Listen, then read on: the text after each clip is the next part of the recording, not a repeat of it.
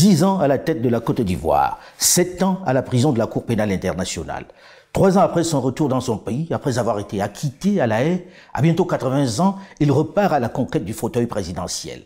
Quelles sont les chances de celui que le président Nicolas Sarkozy promettait, selon Robert Bourgi, de vitrifier? Le président Laurent Koudou-Gbagbo est l'invité de Moments de vérité sur Infomédia. Bonjour, Monsieur le Président. Bonjour. Alors, il y a quelques semaines, votre parti, le PPACI, vous désignait comme le candidat à la prochaine présidentielle. Oui. À 80 ans, que pensez-vous faire que vous n'ayez pu faire pendant que vous étiez président pendant 10 ans? À 80 ans, est-ce que vous avez encore la force de pouvoir vous lancer dans une telle bataille? On se bat. Moi, je me bats depuis que j'ai à peu près 18 ans. Je me bats pour la Côte d'Ivoire, mais je me bats surtout pour l'Afrique. Mais se battre à 80 ans, on est un peu diminué, Monsieur le Président, non? Non, non. Il ne faut pas juger comme ça. Il faut voir si les raisons de bataille ont disparu. Et les raisons n'ont pas disparu. Après La tout ce que vous avez... liberté pour les hommes, les indépendances pour les États africains, l'égalité entre les Noirs africains et les autres hommes de la terre, tout ça, ça n'a pas disparu. Ça n'a pas disparu, Monsieur le Président, mais en Donc même temps... il faut se battre. Il faut se battre, mais en même temps, on se dit qu'il y a de la jeunesse. Oui. Pourquoi vous ne promouvez pas plutôt cette jeunesse-là pour prendre la place et vous reposer? Parce que Mais vous on y avez les droit promeut. maintenant. Mais pourquoi les promouvoir peut-il vouloir dire s'asseoir? Même l'acte de les promouvoir, ça fait partie du combat. Donc vous pensez que, Oui. à votre âge, vous devez être encore à la tête pour promouvoir ces jeunes-là, pour mener ce combat-là? Moi, je vais me battre jusqu'à la fin de ma vie. Je vais me battre parce que les combats des Nkrumah, des Lumumba, ce n'est pas achevé. Mais peut-être que les jeunes devraient prendre la relève. Monsieur le Président, vous avez été pendant 7 ans à la Cour pénale internationale comme prisonnier. Oui. Vous êtes resté encore quelques années en Belgique en attendant que vous soyez acquitté. Vous l'avez été. Vous êtes revenu au pays depuis 3 ans maintenant. Et vous êtes en train de vouloir à nouveau être candidat, mais pèse sur vous une condamnation de 20 ans qui ne vous permet pas d'être éligible. Comment vous allez faire pour être candidat lorsqu'on sait que vous avez ce coup près-là qui vous interdit d'être candidat? C'est tout ça la bataille. C'est tout ça la bataille. Mais pour faire court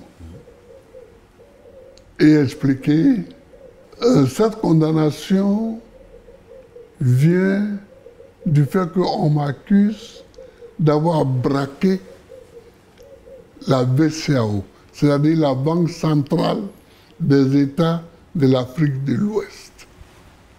Voyez-vous, Gbagbo Laurent, en train d'aller braquer une banque. Vous n'avez pas donné d'ordre d'aller braquer cette banque? Bon, donc, c'est grotesque. C'est grotesque, mais c'est tout ça la bataille. C'est-à-dire qu'on ne recule devant rien pour nous contrer. Pour vous, c'est une cabale, Monsieur le Président? Mais dès qu'ils ont su que j'étais en train d'être acquitté à la CPI, ils ont montré quelque chose ici. Parce que pour eux, ils m'avaient envoyé à la CPI. C'était ad vitam aeternam. Or, voici que je m'apprêtais à revenir. Donc, ils ont monté une petite cabale. Pour vous, c'est une cabale, il n'y a rien à vous reprocher sur ce braquage-là de la BCEAO? Mais vous ne vous reprochez rien? Il n'y a jamais eu de braquage. Quand j'étais président, on a voulu, comme on le fait aujourd'hui pour les États de l'AES, on a voulu faire en sorte que à l'intérieur du pays, la population se révolte contre moi. On a coupé le robinet. Voilà. Donc, on a voulu m'empêcher de payer les salaires. Un matin, j'allais au conseil des ministres et j'apprends par la radio qu'un certain nombre de banques ont fermé et que tous les dirigeants sont partis hors du pays et c'était la fin du mois. Donc les salaires étaient déjà positionnés. Donc il ne fallait pas que les banques ouvrent. Donc j'ai décidé, arrivé au Conseil des ministres, de nationaliser ces banques-là et d'y affecter illico presto des Ivoiriens qui ont procédé au paiement des salaires. C'est ça le braquage? C'était le braquage, ça.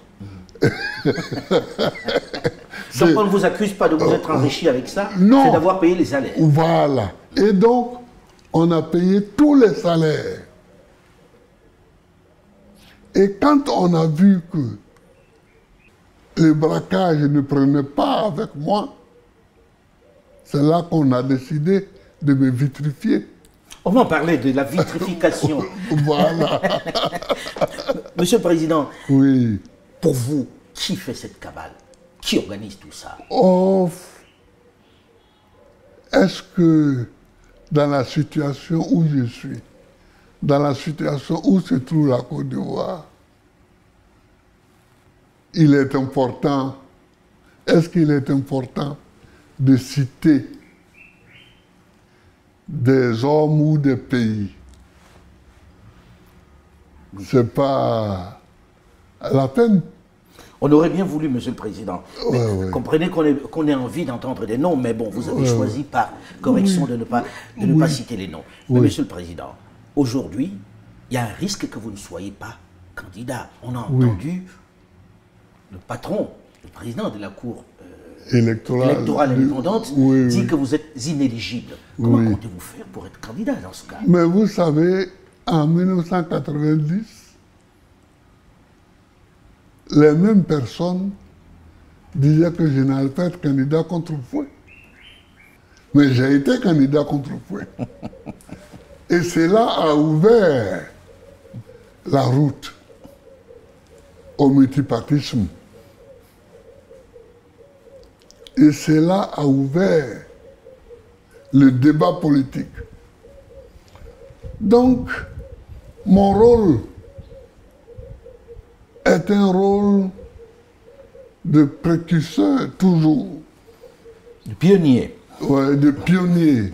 Alors, Monsieur le Président, lorsque l'on regarde le landerneau politique ivoirien, on s'interroge, on se dit il n'y a pas de renouvellement véritable de la classe politique. On entend encore dire que le président Alassane Dramane Ouattara pourrait accéder, pourrait encore être candidat en 2025. Qu'est-ce que cela vous inspire? Ce n'est pas dans la situation où nous trouvons maintenant la durée d'un homme sur la scène politique qui a un problème. Mais c'est le respect de la loi. Comment ça? Ce que Alassane fait et qui est condamnable, ce n'est pas qu'il soit candidat, mais qu'il soit candidat pour un 4e mandat. Alors que la Constitution dit de façon claire et nette qu'aucun individu ne peut être président pour plus de 2 mandats. Pour vous, il est dans l'illégalité. Mais total. Et c'est ça.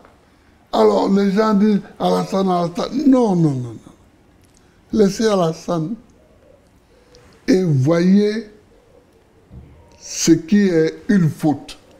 Ce qui est la faute, c'est que déjà, en ce moment-ci, nous sommes dans son 3e mandat, ce qui est une faute.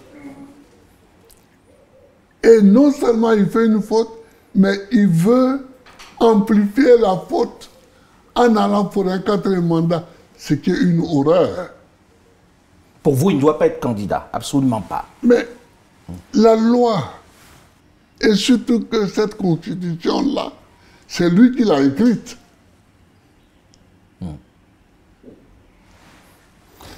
Donc vous vous opposeriez s'il venait à être candidat pour un 4e mandat? Mais je suis contre le fait qu'on piétine la loi. Alors, Monsieur le Président, on sait que vous entreprenez une démarche pour que les partis de gauche, les partis de l'opposition puissent se retrouver, puissent avoir un seul candidat. Mais on a le sentiment que ça cuine un peu, que vous avez beaucoup de mal. Pourquoi est-ce qu'on n'y arrive pas à faire que les partis de gauche se mettent ensemble?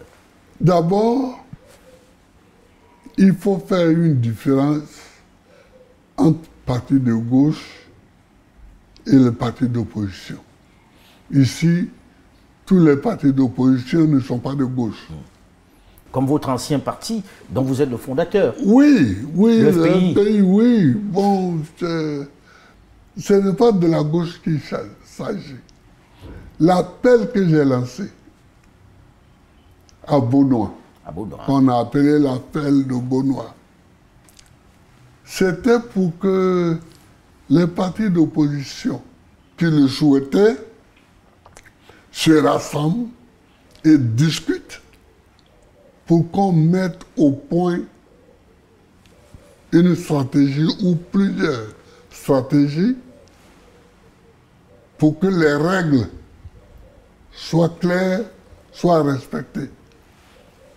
Pour que la CEI, la Commission électorale indépendante, sorte des mains d'un parti, du parti au pouvoir, et soit vraiment une commission électorale indépendante. Le dernier mot est très important. Est-ce que c'est possible aussi? Une commission électorale indépendante. Ça, on se bat pour ça. On se bat toujours pour les choses en espérant qu'elles vont arriver. Alors, il faut que cette commission électorale-là soit indépendante. Il faut que, par exemple, là, des candidats, certains candidats n'ont pas leur nom Sur les listes. sur les listes. Comme vous, par exemple. Comme moi, comme Soro Guillaume. Et d'autres. C'est drôle de vous entendre défendre la cause de Soro Guillaume aujourd'hui. Bon, moi, je suis toujours comme je suis. Ce sont les gens qui me combattent. Mais même quand Soro Guillaume se battait, je l'ai regardé, lui et ses amis, et je leur ai dit, vous me combattez pour quelqu'un que vous ne connaissez pas. Monsieur le Président, il y a eu beaucoup d'actualités dans lesquelles vous étiez au cœur. Oui. Vitrifié. Oui. Vous avez écouté les propos du livre de Robert Bourgi. Hein, oui, Robert. Voilà. Qui parlait de Nicolas Sarkozy qui avait promis de vous vitrifier. Cette anecdote, elle est vraie? Ah ben ça, c'est à lui qu'il faut demander. Puis c'est lui qui était à l'Élysée avec Sarkozy. Prenons les choses par le commencement, Monsieur le Président. Oui. On apprend de ces révélations, par exemple, que vous étiez le vainqueur de l'élection présidentielle d'octobre 2010. Oui. Et que vous avez été victime, on va dire, d'un putsch, finalement. Oui. C'est vrai ou pas? Vous Mais pensez? ça, nous savions depuis longtemps, depuis toujours, que nous avions gagné, que j'avais gagné l'élection présidentielle de 2010. Mais le problème, c'est que le gouvernement français dirigé à l'époque par Nicolas Sarkozy ne voulait pas du tout me voir. D'où venait cette inimitié entre vous et Nicolas Sarkozy? Je n'en sais rien. D'abord, c'est un ami de Ouattara. Est-ce que ceci pu expliquer cela, je ne sais pas. Mais c'est un ami de Ouattara. Mais ensuite, on ne m'attendait pas hein, à la présidence de la République. Du côté de Paris, on ne m'attendait pas à la présidence de la République. Monsieur le Président, Robert Bourgi, dans le livre, dit qu'il vous appelle. Oui. Il vous transmet le message de Nicolas Sarkozy qui vous dit d'abandonner. Oui. Et on vous promet beaucoup d'argent, bref, il cite un certain nombre d'avantages dont vous deviez bénéficier. Oui. C'est vrai ou pas? Il vous a vraiment téléphoné dans ce sens-là? Il m'a téléphoné dans ce sens-là. Et vous l'avez envoyé balader? Ah oui, ça, plus vigoureusement qu'il l'a dit. Ah oui? Mais en fait... Dites-nous, Monsieur le Président, vous avez raccroché au nez? Ah oui, bien sûr. Bien sûr. Parce que il y a des choses avec lesquelles je ne peux pas jouer. La liberté de mon pays, l'indépendance de mon pays, c'est mon pays, la Côte d'Ivoire, qui est aux élections. Et la Côte d'Ivoire se donne le président qu'il veut. Moi, je n'entends pas à ce que quelqu'un qui, parce qu'il a assis à l'Élysée, puisse désigner un chef d'État en Côte d'Ivoire. Je ne peux pas accepter ça. Alors, vous l'envoyez balader et on va vous vitrifier. Est-ce que, très sincèrement, pendant que vous étiez aux affaires, vous avez de temps en temps aussi acheté votre paix, acheté Paris, parce qu'il dit que vous aviez donné 3 millions d'euros à Jacques Chirac. Oui, enfin, exactement, c'est 2 milliards de francs CFA. Alors, je ne sais pas bien... Oui, ça fait 3 millions d'euros. Voilà. À peu près. Voilà. Mais ça, je suis étonné que ça apparaisse comme quelque chose de nouveau aujourd'hui. Parce que depuis 2014, dans le livre que j'ai écrit en prison avec François Mattei... Pour la vérité de la justice. Oui, je l'ai dit là-dedans. Pour la vérité et la justice. Oui. Vous en aviez parlé, effectivement. Oui. Mais bon, vous savez, quand ça sort de la bouche de quelqu'un d'autre, on se dit, bon, il n'affabulait pas. À la page 49, oui, j'avais déjà dit ça. Mais Monsieur le Président, pourquoi vous donnez les 3 millions d'euros, c'est-à-dire les 2 milliards dont vous parlez? Parce qu'ils m'ont demandé. Mais vous ne donnez pas à tous ceux qui vous le demandent. Ah non, mais écoute, c'est Chirac. Il était si influent que cela? Il vous faisait si peur que ça? C'est pas une question de peur. Mais c'est d'abord un étonnement de voir le chef d'État français me demander l'argent. Moi, j'étais étonné. Stupéfait. J'étais stupéfait, j'étais ahuri. Ce n'est pas le seul chef d'État qui m'a demandé l'argent. Hein. Ah bon? Mais comme un autre qui m'a demandé aussi l'argent. Vous pouvez nous le dire, Monsieur le Président? Non. S'il vous plaît. Est africain et qu'il est coutumier des faits. Bon, je n'ai pas... je lui ai donné l'argent sans... Vous ne direz pas qui c'est? Non, je ne dirai pas qui c'est. Après, hors micro, je peux vous souffler son nom dans le creux de l'oreille. mais c'est étonnant quand même. Alors, vous donnez en liquide ou bien Robert Bourgi transporte des valises comme c'était dit? Ah ben oui. Ah oui. Ah ben oui. Il traverse les frontières avec les 2 milliards. Waouh. Mais après ça, ils vous ont fait ce qu'ils ont fait, Monsieur le Président. Vous ne leur avez jamais parlé? Non, mais... Et Chirac, au moment où il reçoit l'argent, il m'appelle, Laurent, je ne suis pas un ingrat. Ah, il vous a dit ça? C'est amusant, non? Ah oui, on ne peut pas être plus ingrat. Laurent, je ne suis pas un ingrat. Je saurai m'en souvenir. Je saurai m'en souvenir.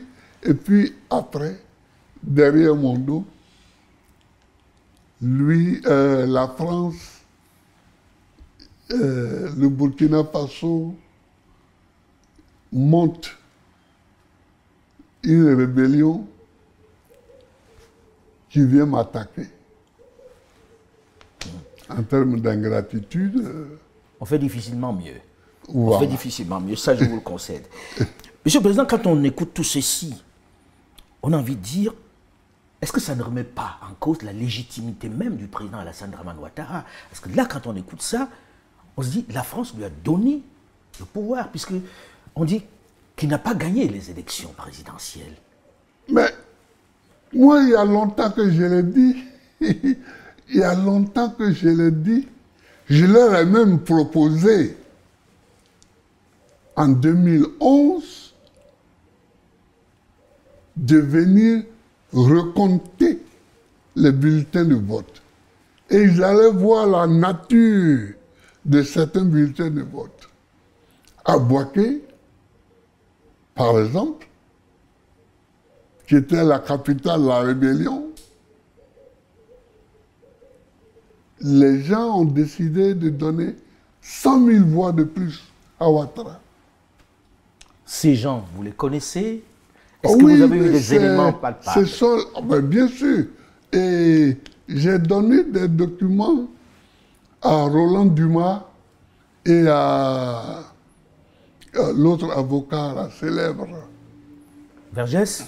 Et Vergès. Maître Vergès. Oui, qui était venu me voir quand j'étais enfermé à Korogo. Ils sont partis avec des documents. Et bon, maintenant les deux sont décédés, mais ils en ont parlé sur les chaînes de télévision, des télévisions françaises.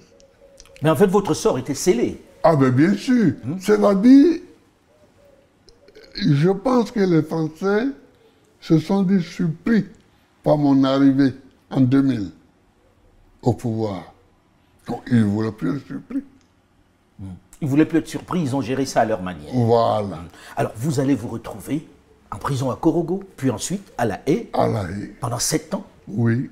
Monsieur le Président, en toute... Presque 1 an à Korogo, 8 mois ou 9 mois. Et puis 7 ans à La Haye. À La Haye. Et puis après 2 ans... En Belgique. En Belgique. Monsieur le Président, on vient là. Le bureau de la Cour pénale internationale en Côte d'Ivoire a annoncé fermer ce bureau-là.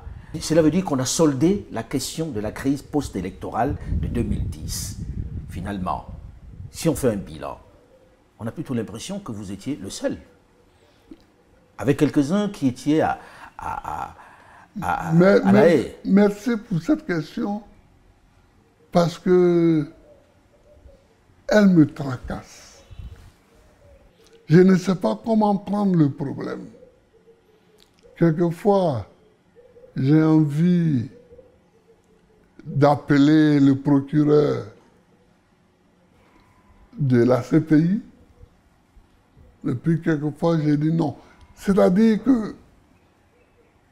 Très concrètement, vous avez le sentiment que c'était juste pour vous, alors? C'est-à-dire, si on veut chercher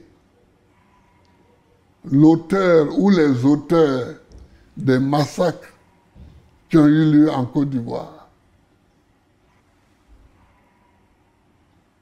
nous ne sommes pas encore au courant des résultats des investigations. Parce que je suppose et j'espère qu'ils ont fait des investigations sur tout. Ils n'ont pas encore jugé ceux qui soupçonnent. Donc, on ne sait pas les résultats des jugements à la Cour, à la CPI, ou bien même devant d'autres tribunaux. On ne sait pas encore. Pour faire court, vous avez le sentiment que ce bureau était spécialement fait pour Laurent Koudou-Barbeau. Mais si on n'a pas fait des recherches complémentaires et qu'on n'a pas jugé, donc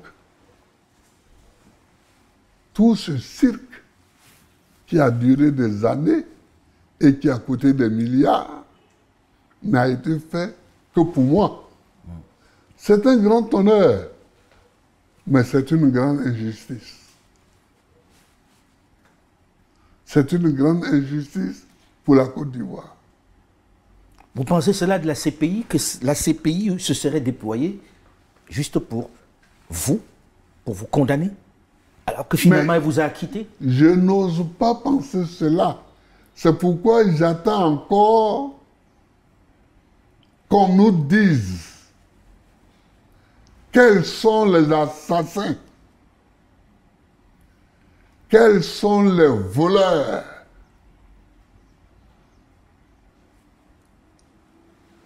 des événements de la crise post-électorale. J'attends encore. Oui, surtout que ici encore, Monsieur le Président. J'attends encore qu'on nous le dise.